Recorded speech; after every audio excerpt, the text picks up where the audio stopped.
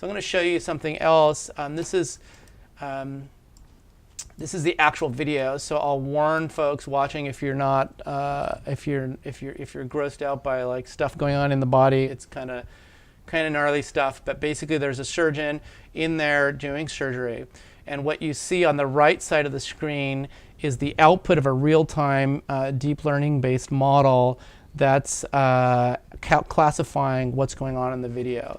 So for example, I'm just going to let the video play here. So we've been talking about these robotic arms. You see the robotic hands in the surgery, and over here you see what our classifier is doing in real time. So it's it's doing in body. Let me slow it down a little bit.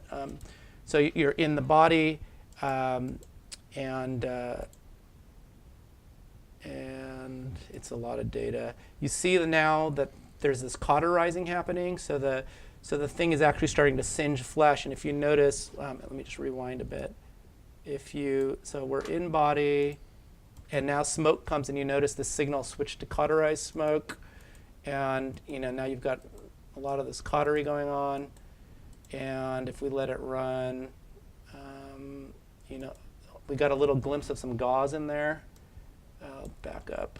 You see like a few, but gauze is really difficult to detect. And in this case, it looks like it's hard to tell, but it looks like that might be a misfire. This is one of the challenges with video, is you don't stuff can look like other things, so a lot of that white might be throwing it off, or it might actually be gauze. I can't really tell.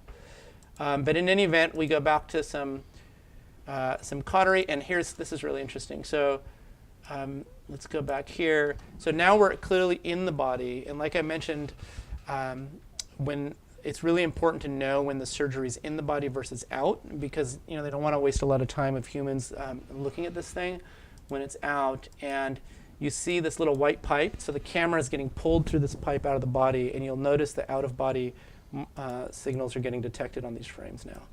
And so now you're clearly out of the body and into the surgery room.